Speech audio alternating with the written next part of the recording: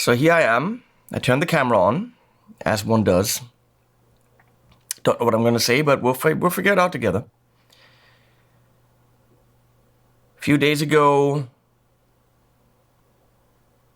my friend's wife told me that Mike, the China guitar skeptic, which he wasn't anymore, he was CGS, had passed away.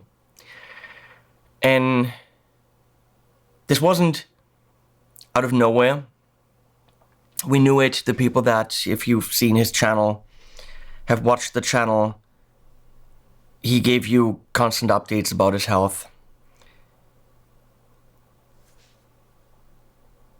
He was a giant amongst us.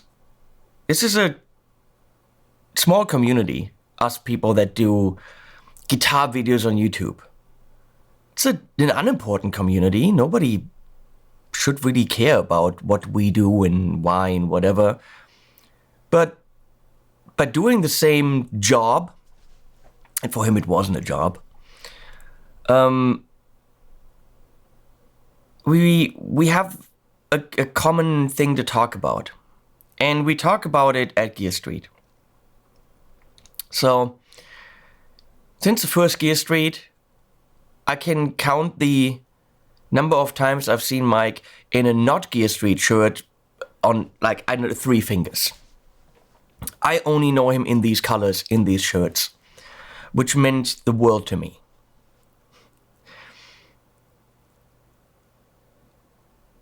I didn't know him before I knew him. I told you, I don't know what I'm just gonna say. But I didn't like him without knowing him. For the simple reason that I had done GitCon and then got booted out of there. And then they thought, well, we can do this on our own, and just invited random people. And I think he was one of the people that was there. He was at the second TGU that I also wasn't involved. So he was at the events that I didn't do, and I didn't get to meet him. And I just saw someone who, like, completely dumb, of course. And then my good friend Glenn, who is the sweetest guy in the world. Shut up, he is. So... Ottawa. See, finally someone... Ottawa. Duh. Said, I'm sitting here in LA, I think it was NAMM or whatever, and with this guy, and he just waved at me. That's the first time I got to meet Mike. It was a FaceTime call or something. And Glenn said, you should really invite this guy. I'm like, okay. Looked at his channel, I'm like, this is cool, he talks about Chinese ripoffs and Chipsons, and just found out today there's a Chipson USA Facebook thing where they do these ridiculously funny posts. And apparently they say he coined the term Chipson. That's his thing. The Chinese Gibson ripoffs, and he talked about them. He was ridiculously knowledgeable about classic rock and the Beatles and Hendrix and Beck, and he had many videos about this. And he was very particular about these guitars and analyzed them, and looked at Chinese guitars, and then later looked at Harley Benton, which he appreciated.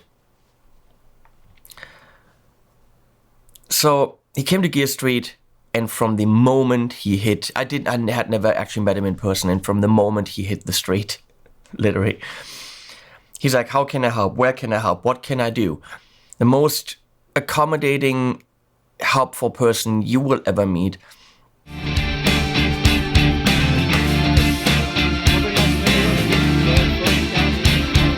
You're running? Good. We're absolutely loving the travel. It's been an amazing journey so far. And in fact, we've been on a car, we've been on a train, we've been on a bus, we've been on an escalator, and now we've been on a video. Now we've been on a video.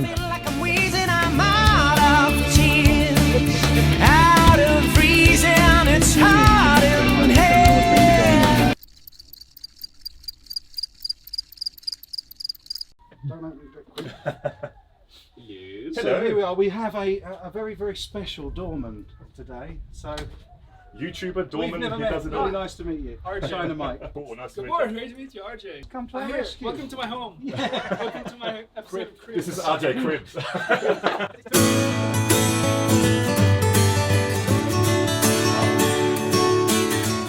this is the jam room, right? Jam room. Wow, where do we make the jam? I've been waiting and again that you're gone for good. Think about it, burn your lighters, wish I only could. Forget your promise that you keep appearing in my dreams like a vision. The decision has been made as it seems. But don't leave me standing here like an idiot in the rain. Careful, because that's how we're going on tour. Follow me. So that should be like this, technically. Aubergine gefüllt mit Tomato Mozzarella. The people have been writing this, but it's true. He walked into a room and the room got better for it. His smile was infectious and it was always there. It was there when the world was horrible to him lately. And it was still freaking there.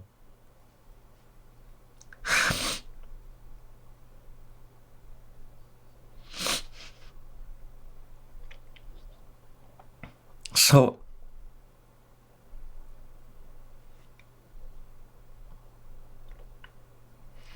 he made a ton of videos at Gear Street, sorry.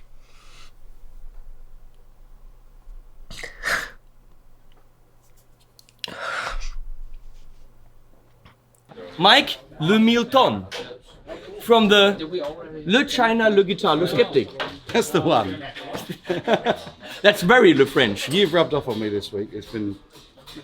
And on you. Mike, what did you bring for the doggies? I brought a Isotope Spire unit.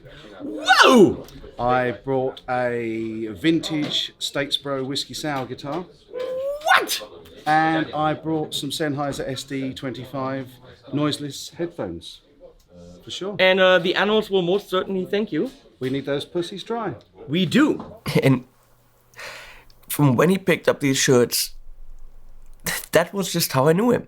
And on his channel, the bag, the little backpack that my mom had embroidered in Egypt that everyone got, it was in every picture. I'm waiting for the post office. I've been needing to make a deposit for a couple of days now, and I'm hoping that when the office opens, I'll be able to make my deposit. The post office is being opened! I'm just grabbing guitars because I do YouTube with guitars. And maybe a few pedals, and the odd amp, and maybe a two-note, or maybe an Iron Man.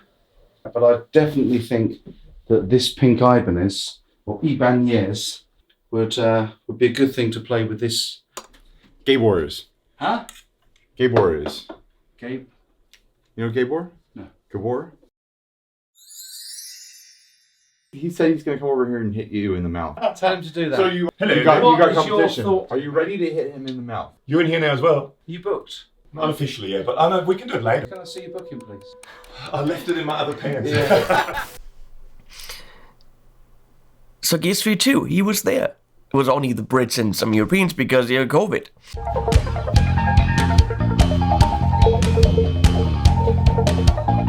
Plexiglass. Don't touch it. It'll make a terrible mess. That's what she said. So we're delighted to be testing these out just for a little jam for this very first test video for 42 Gear Street. And to be fair, we're both knackered, aren't we? Because we got off the plane about 3 hours ago, and I didn't sleep at all last night. So these are not actually where I keep my lunch. These are actually the bags under my eyes. I gave all I had to. Gear Street 3, he was there.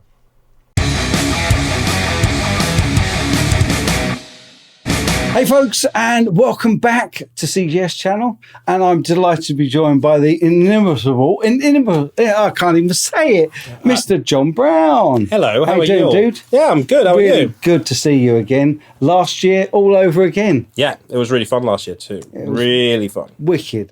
What could be the name? Maybe the Canadian Drive Jimmy. Canadian Drive Jimmy. That's not the name of the pedal. It's not called the Canadian Drive Jimmy. I suck at these, by the way. Oh, that is so tough. That's a wah. Right. Oh, no, I can't. Is this a manual shift? No, it's a auto wah, but it's a Ottawa pedal. Oh my God!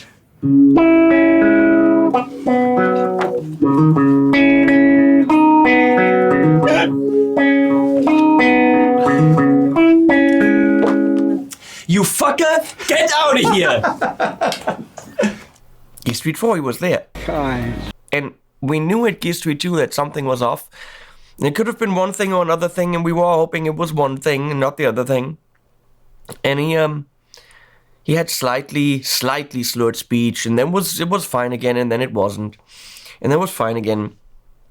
And so last year he got the diagnosis that it wasn't the one thing, it was sadly the other thing. It was MND, motor neuron disease. I think it's what Jason Becker has, which I don't understand it. Your body just gives up and your muscles don't want to do anything, or your brain doesn't want to talk to your muscles, or something like this. In the end, it means things might fail because communication isn't there anymore, and or it might mean, and in the case of Jason Becker, you end up being able to move your eyes, and you need lots of artificial help to live. And way to go, Jason, for hanging on for so long. We knew Mike didn't want that. So I've been to his house twice. British Boutique Guitar Festival, they did it with their friend Lewis, which is where I met Jake, who came to the island with us. And when I planned the island, the first person that I thought of was like, we have to take Mike. If he can do it in any way before it gets too bad, he's got to come to the island. So he was my first call. And of course, he was like, yes, of course I'm coming. Then he had a bad chest infection, and it would have been the dumb idea to do it. It would have been stupid to... It would have been very risky, and looking back at it now, of course it would have... he couldn't come. And his good friend Jake was on the list to travel with him, and with or without him, Jake was coming. So thanks, Jake, for coming to the island. And Mike said, I told him when he was diagnosed, you can come to Gear Street no matter what. If we got to wheel you around in a wheelchair, it doesn't matter, you're here. And so apparently, he talked to Jake a couple of weeks ago. He had already asked me, can I bring my wife, because I need help. His speech was almost gone. He couldn't really communicate anymore, so he had text-to-speech and stuff like this. It was a good friend of his actually AI'd his voice, so when the text-to-speech sounded like him, it was amazing. And you know what? He's sitting there in the shittiest fucking situation, and his friend shows him this, and he's smiling. Always freaking smiling, that guy. Heather gets it. Yeah. Wow. Day 3. Getting stupider by the minute. And what was I gonna say? Oh, Duelist, and then the leads. I'm playing.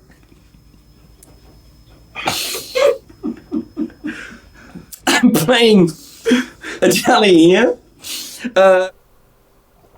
So I said, of course you can bring your wife. Of course you can bring Sarah. We love Sarah. So, and then Jake said, do you think it's wise to do this, health-wise? And Mike said, if I die in Germany during Gear Street, I die happy. Well, we didn't make it that far. He had a bad chest infection and died because of it. But I think that's what he wanted. I think that made sense. For it to get too bad for him, for the family, he didn't want any of that. He wanted to smile and have a gay old time as long as possible, and then go peacefully as fast as possible. I think I think that's kind of, it made sense for him. Doesn't make sense for us. Doesn't make sense for his family. We were in London, walking down the Guitar Street, looking for the Monterey Strat. Oh, wow.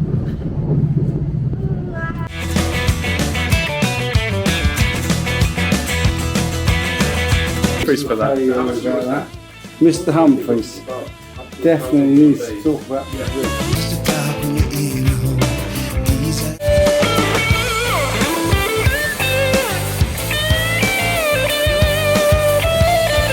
And wherever he fucking is, he's still gonna fucking go on about that Monterey Strat and not shut up.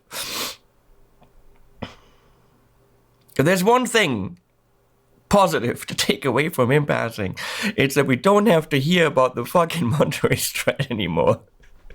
Hey, and welcome back. Today we've got some extra photos from Facebook that I've been sent that are really pertinent to Monterey Guitar. They show the alleged last ever Hendrix guitar. Of these markings are there.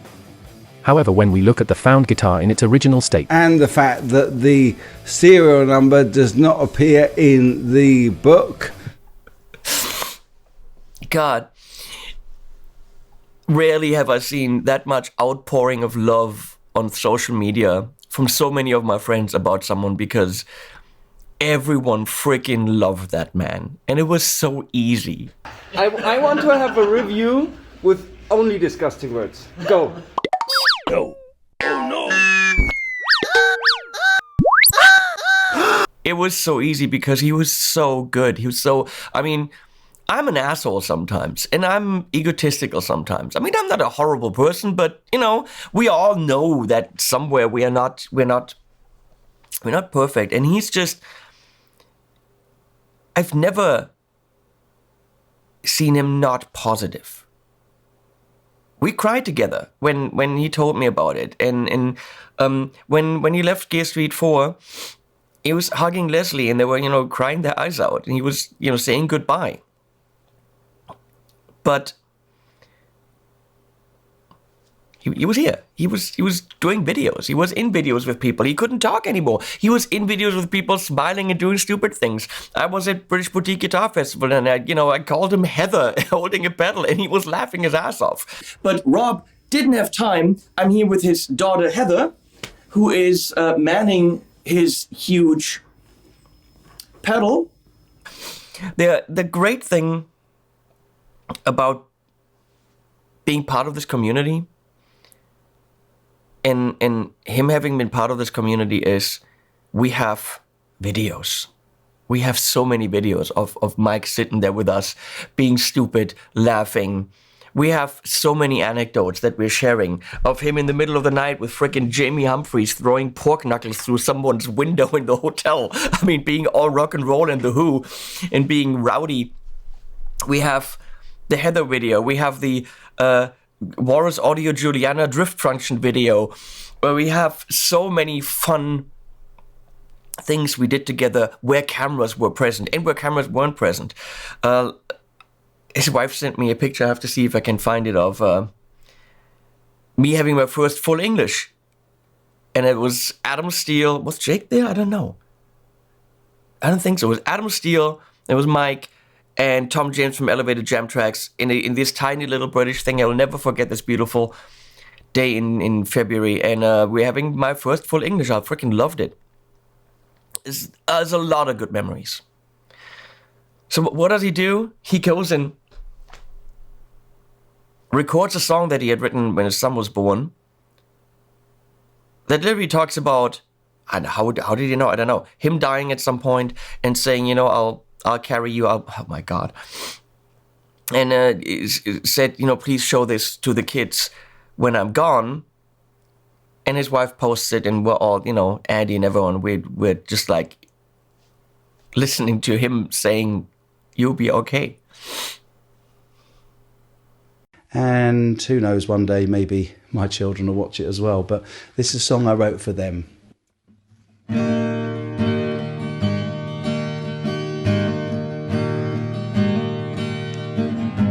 I'll tell you something I believe to be right. There's something out there in the ether of the light, a light that shines from every earth-bound soul. And so I tell you not to worry when I go. So dry your eyes, don't cry. It's sad but true, we die. Don't let it worry you, there's nothing we can do. So dry your eyes, I'm looking over you. Until the day the veil that separates us parts, I'll carry you, you'll carry me here within our hearts.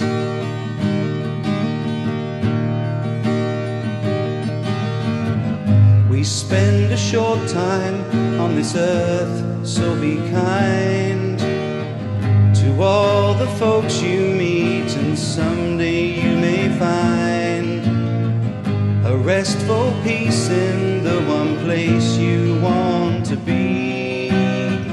Your soul will follow my own love when it is freed. So dry your eyes, don't cry. It's sad but true, we die. Don't let it worry you, there's nothing we can do. So dry your eyes, I'm looking over you. Until the day the veil that separates us parts, I'll carry you, you'll carry me here within our hearts.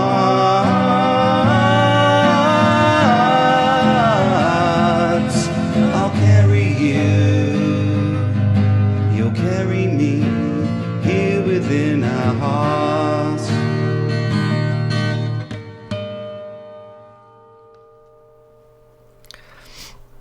I've never really lost someone that was close to us in our community of guitar YouTubers. So what's going to happen to his channel, I don't know. We're going to see if we can help, keep it going, add to it, or whatever, because it shouldn't just wither away. You shouldn't unsubscribe because he's gone. These videos are there and they're good. I mean, the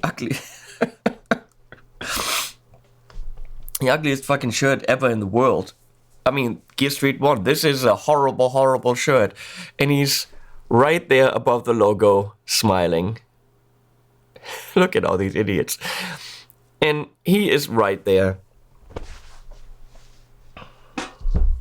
Wherever he is, he's wearing a Gear Street shirt. I'm pretty sure he is. Yeah, so I don't know what I'm trying to say. I miss my friend.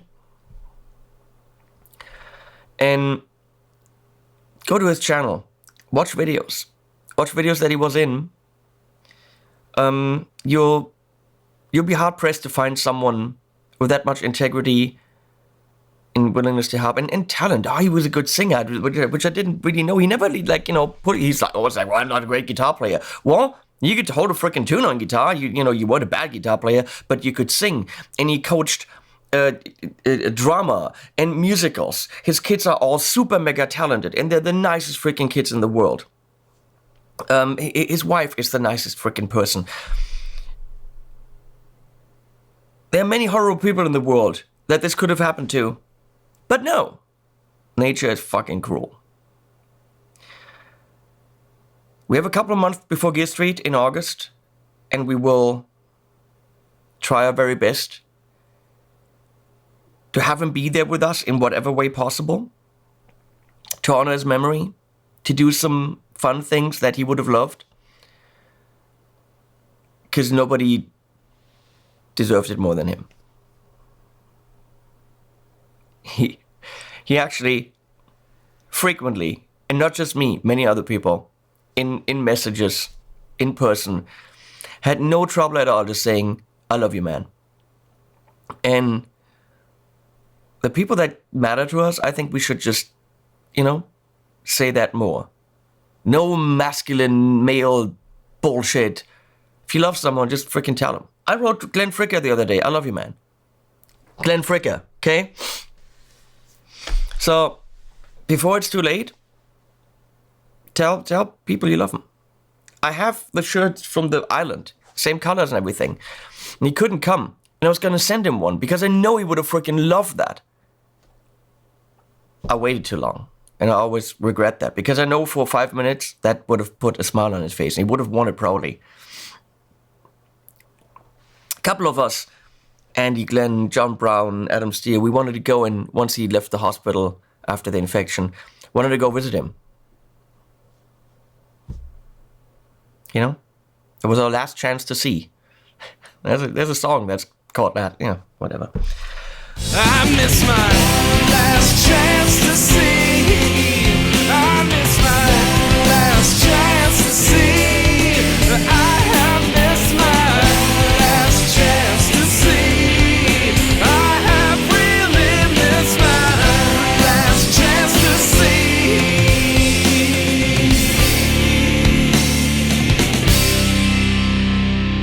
I'll let you go.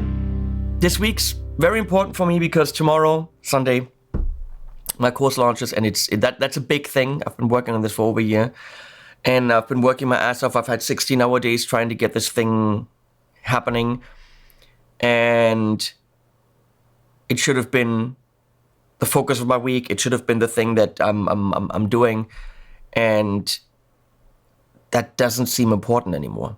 It is. Go buy the course, but it felt dwarfed by all the feelings. And we talk, Andy and I talk, Antonio and I talk, and John Brown, and we called each other. And the way we're dealing with this is with friendships. We say, I saw the video where he sings a song and, I cried for half an hour. So we're not in the same place, but we take what he showed us, which is just be there for each other no matter what, and we're carrying that forward, as should you. I don't know, this is not a preachy thing, it's just I'm telling you that I lost my friend. So, sorry, no gear in this video other than what you see behind me, but who cares? I love you, Mike.